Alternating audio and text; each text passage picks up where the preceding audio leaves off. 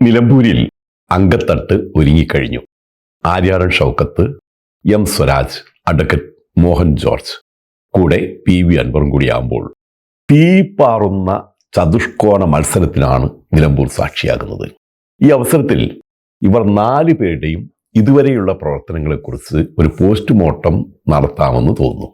ആദ്യമേ പറയട്ടെ, ഒരു രാഷ്ട്രീയ പാർട്ടിയോടും അല്പം പോലും ചായ്വ് കാണിക്കാത്ത തീർത്തും നിഷ്പക്ഷമായൊരു വിശകലനമാണ് നടത്തുന്നത്. സത്യം എപ്പോഴും അപ്രിയമായിരിക്കും, അത് കേൾക്കാൻ ആളുകൾക്ക് മടിയുമുണ്ടാവും. പക്ഷേ രാഷ്ട്രീയ ചായ്വുകളില്ലാതെ സത്യം പറയുന്നതാണ് മാധ്യമധർമ്മം എന്ന് വിശ്വസിക്കുന്ന ഒരാളാണ് ഞാൻ. അതുകൊണ്ട് തന്നെ എൻ്റെ വിശകലനങ്ങളിൽ ഒരിക്കലും ഒരു രാഷ്ട്രീയ ചായ്വും ഞാൻ ഇതുവരെ കാണിച്ചിട്ടില്ല. പക്ഷെ സത്യം പറയുമ്പോൾ പലരുടെയും മുഖം കറുക്കും. അവർ തരം പോലെ എന്നെ ഇടതുപക്ഷവും വലതുപക്ഷവുമാക്കും. അത് ഞാൻ ഗൗനിക്കാറില്ല. ഇന്ന് UDF സ്ഥാനാർത്ഥി ആര്യാടൻ ഷൗക്കത്തിനെ രാഷ്ട്രീയ ചായ്വുകളില്ലാതെ ഒന്ന് നോക്കിക്കാണാം. ഷൗക്കത്തിനെ കുറിച്ച് പറയുമ്പോൾ സ്വാഭാവികമായും പിതാവ് ആര്യാടൻ ഷൗക്കത്തിനെ കുറിച്ചും പറയേണ്ടി വരും. കാരണം മക്കൾ രാഷ്ട്രീയത്തിലൂടെ അധികാരത്തിലേക്ക് കടന്നു വന്ന ഒരു നേതാവാണ് ആര്യാടൻ ഷൗക്കത്ത്. മരിച്ചുപോയവരെ കുറ്റം പറയാൻ പാടില്ലെന്നാണ്, പക്ഷേ രാഷ്ട്രീയ നിലപാടുകളെക്കുറിച്ച് പറയുന്നതിൽ തെറ്റില്ല എന്ന് തോന്നുന്നു. അങ്ങനെ പറയുമ്പോൾ തന്ത്രവും കുതന്ത്രവും ഒരുപോലെ പയറ്റാൻ ഏറ്റവും കഴിവുള്ള ഒരു നേതാവായിരുന്നു ആര്യാടൻ മുഹമ്മദ്. ആ തന്ത്രത്തിന്റെ ഭാഗമായിരുന്നു അദ്ദേഹത്തിന്റെ രാഷ്ട്രീയ നിലപാടുകളും.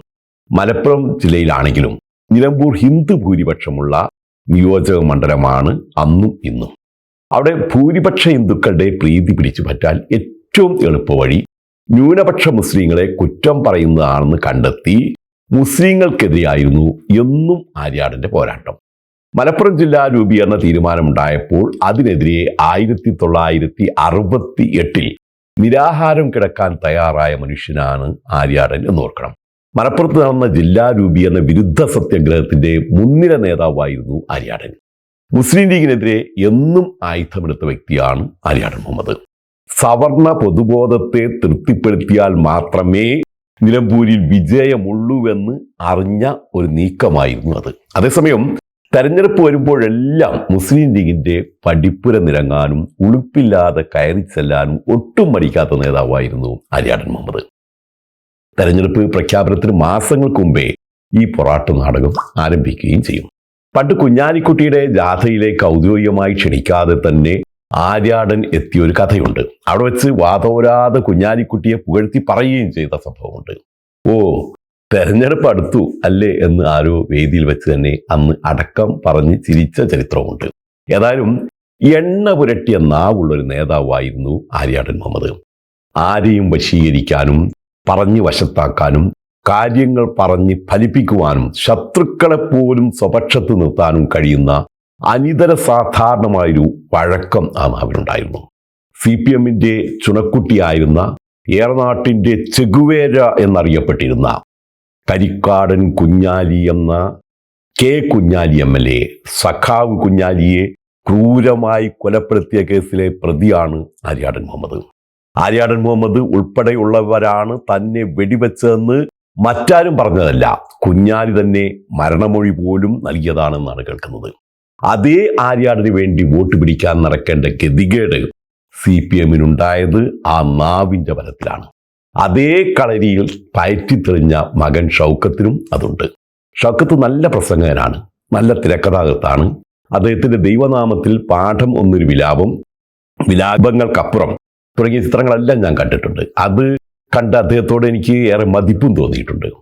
അക്കാലത്ത് ചില രഹസ്യകഥകൾ സിനിമക്കാർ ചിലർ അടക്കം പറയാറുണ്ട്, പക്ഷെ അതിവിടെ പറയേണ്ടതില്ല.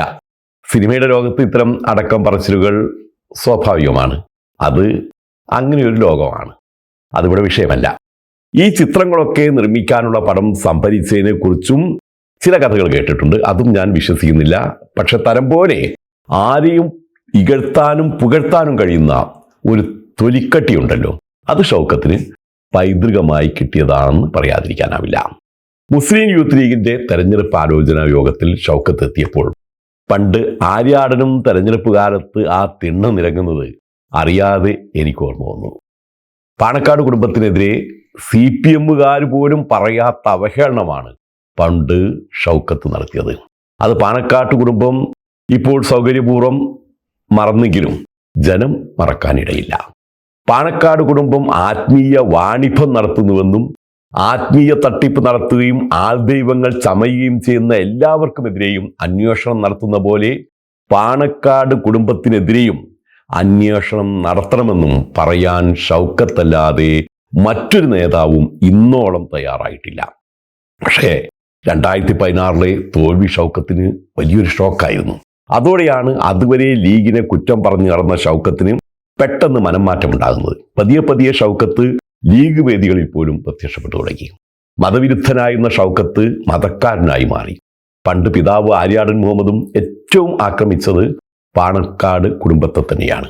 ഇതിനോടോ ഹൈദരലി ശിഹാബിനോടോ ചോദിച്ചു പറയാനൊന്നും ആര്യാടൻ മോമീനെ കിട്ടില്ല. മനസ്സിലായില്ലേ?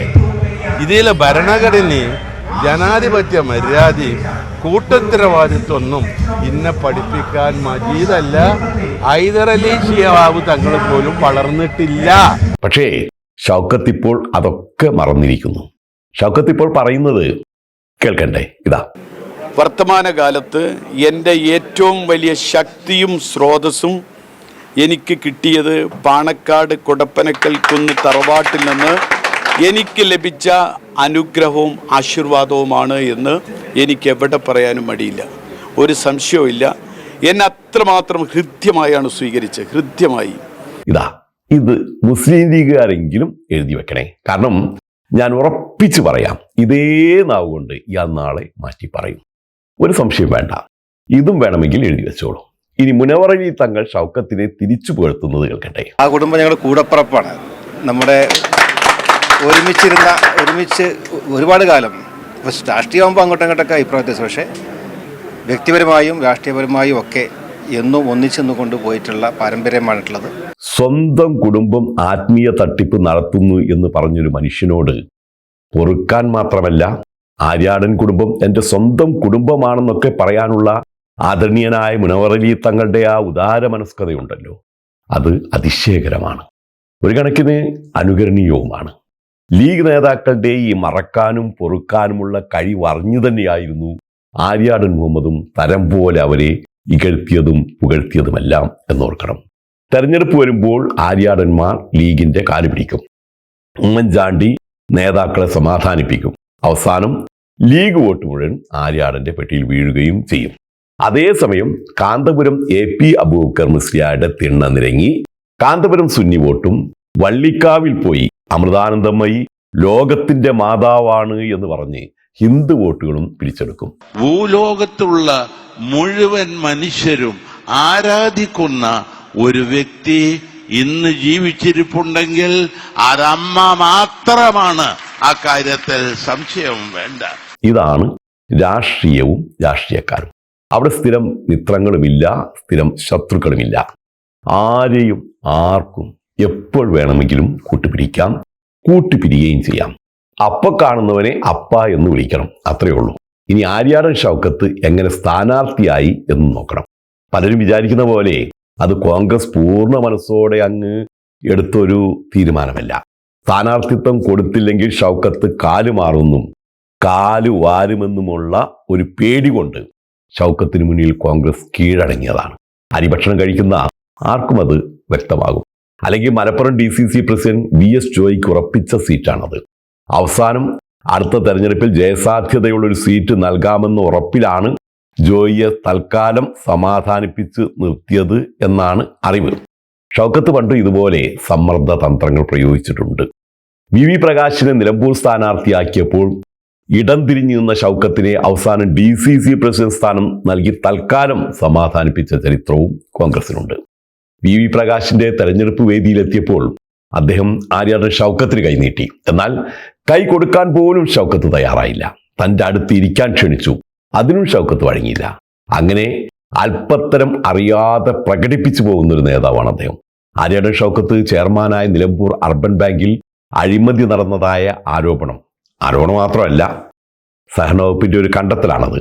അതും അത്ര എളുപ്പത്തിൽ പൊതുജനം മറക്കാൻ സാധ്യതയില്ല.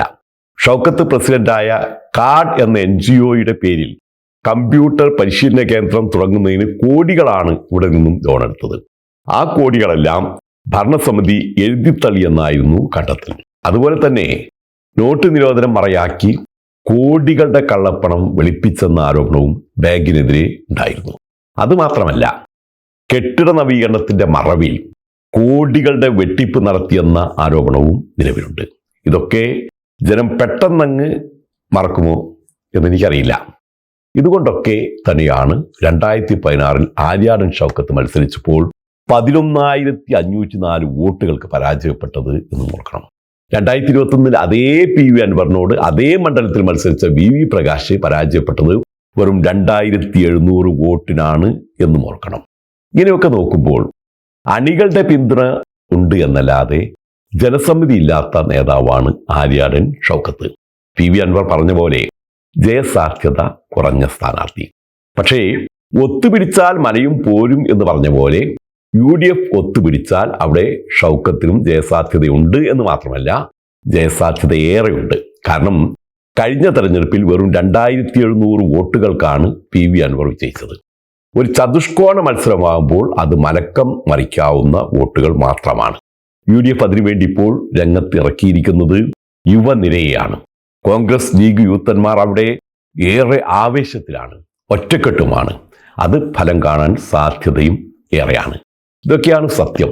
സത്യം പലരുടെയും മുഖം ചുളിപ്പിക്കും, അതെനിക്കറിയാം. പക്ഷേ സത്യം പറയുമ്പോഴുള്ളൊരു വല്ലാത്ത സുഖമുണ്ടല്ലോ, അത് അസത്യങ്ങൾ കൊണ്ട് ഓട്ടയടക്കുന്ന കേവല രാഷ്ട്രീയക്കാർക്ക് പറഞ്ഞാൽ മനസ്സിലാകില്ല എന്ന് മാത്രം ഇപ്പോൾ പറയാം. മറ്റു സ്ഥാനാർത്ഥികളുടെ പോസ്റ്റ്മോർട്ടം അടുത്ത ദിവസമാകാം. ഇപ്പോൾ നന്ദി, നമസ്കാരം.